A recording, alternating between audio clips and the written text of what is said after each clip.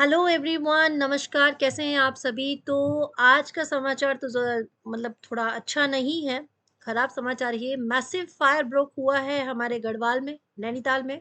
आज उसी के बारे में मैं आपको थोड़ी सी जानकारी दे रही हूँ। तो चलिए फटाफट से समझते हैं कि आखिर घटना घटी क्या है। जंगल हम सभी को बहुत ज़्यादा आकर्षित करते हैं और वहां जाते ही हम अपने शहर की भीड़ भाड़ को भूल जाते हैं और बहुत ही खुश हो जाते हैं। पर एक बहुत ही ये दुखद न्यूज़ समझ लीजिए, जिसकी वजह से मतलब हमारे जंगलों को नुकसान हुआ है।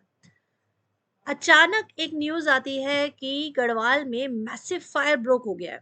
गढ़वाल कोई छोटी जगह तो है नहीं, और ऐसी न्यूज़ आना मतलब हड़कंप मच जाना। जंगल एक बाउंड्री में नहीं होते। एक जगह अगर फायर ब्रेक होती है तो वो चारों तरफ फैल जाती है। इतनी ज़्यादा फैल गई कि MI-17 चॉपर्स को रिलीफ के लिए लगाना पड़ा। जंगल में लगने वाली आग नैनीताल के कॉर्नर के जो जंगल्स हैं, जहां आप अगर ट्रैवल करके कभी जाएंगे तो वहां पूरे जंगलों में फैलती ही जा रही है और बेकाबू हो चुकी है। इन जंगलों में जो आग लगती है उस पर कंट्रोल करना बहुत ही मुश्किल हो जाता है। गवर्नमेंट अपनी जी जान से कोशिश कर रही है। हमारे अगर उत्तराखंड के मैप को देखेंगे तो उत्तराखंड दो भागों में डिवाइड है। एक तरफ है गढ़वाल डिवीजन और एक तरफ है कुमाऊं डिवीजन।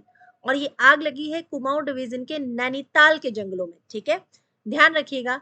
यदि आप कभी ट्रैवल कर रहे हो नैनीताल में तो उस तरफ ऊपर की तरफ अगर आप रोड की तरफ जाएंगे ना तो वहां बहुत बड़ा जंगल है। ठीक है, तो वहां ये आग ब्रोकआउट हो चुकी है और ये कंटिन्यू फैल रही है। इस पे कंट्रोल करना भी मुश्किल होता जा रहा है। इसलिए हमारे जो चॉपर्स हैं उनको लगाया गया है कि उत्तराखंड के इस फॉरेस्ट में जो फायर ब्रोक हो गई है इस पे जल्दी से जल्दी कंट्रोल किया जा सके। MI-17 चॉपर्स काफी बड़े चॉपर्स होते हैं जिनकी कैपेसिटी भी काफी ज्यादा होती है।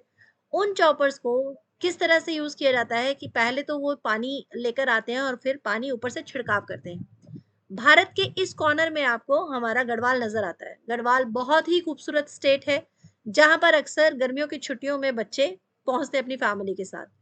चॉपर्स का पानी जो है बड़े बड़े इस तरह से टबलर्स में ऊपर से ऐसे थ्रू किया जाता है ताकि जंगलों में आग को बुझाया जा सके।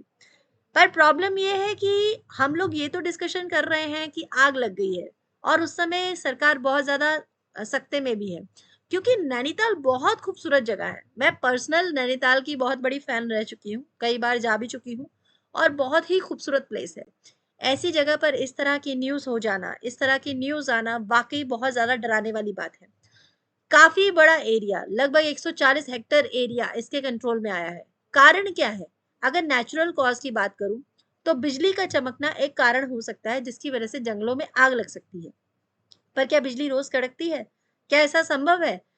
ऐसा संभव नहीं है। रोज़-रोज़ बिजली नहीं कड़कती। हाँ, ये बात है कि एक नेचुरल कॉज़, अगर मैं कारणों की बात करूँ, पर इसमें भी सबसे बड़ी ज़िम्मेदारी हमारी है, ह्यूमन मेड कॉज़ेज़, जिसमें हम जानबूझ के यानी deliberately fire set by locals, जो लोकल्स होते हैं जानबूझ के आग लगाते हैं, केयरलेसनेस एक कारण है, और फार्मिंग एक्टिविटीज़ भी एक बहुत बड़ा कारण है। ये सारे कारण जंगलों में आग लगाने के लिए काफ़ी ज़्यादा हैं। इस तरह से कैंपिंग करके एन्जॉय करना और शिफ्टिंग कल्टीवेशन को आज भी हम लोग यूज कर रहे हैं, जबकि आज थोड़ा सा मुश्किल है। नॉर्थ ईस्ट के एरिया में भी आप देखेंगे शिफ्टिंग कल्टीवेशन को यूज किया जाता है। घास को एक पूरे एरिया को आग लगाकर उस एरिया में दोबारा से मतलब खेती नहीं हो सकती, फिर उसके आगे के एरिया में खेती होती है। कंटिन्यू बढ़ती हुई जो वेव से हम लोग जूझ रहे हैं, गर्मी से जो जूझ रहे हैं, इसका कारण यही तो है कि हम अपनी प्रकृति को ही नहीं बचा पा रहे हैं। अगर हम अपनी प्रकृति के लिए इस तरह से मतलब उनका ध्यान नहीं रखेंगे तो फिर हमारी अर्थ हमारा ध्यान कैसे रखेगी? तो अगर आप अपनी अर्थ को बचाना चाहते हैं तो उसके लिए कदम उठाइए। छोटे-छोटे प्रिकॉशंस हैं, नेचर के लिए आप लोग भी कुछ कर सकते हैं तो प्लांटेशन ज़्यादा से ज़्यादा कीजिए। रास्ते में आने वाले पेड़ों-पौधों का ध्यान रखिए। स्मोकिंग करते हैं तो सिगरेट को थोड़ा ध्यान से फेंकिएगा, बुझा कर फेंकिएगा, और कैंपिंग करें तो भी थोड़ा ध्यान दीजिएगा। Thank you so much. फिर मैं मिलूँगी आपके साथ एक नए टॉपिक के साथ।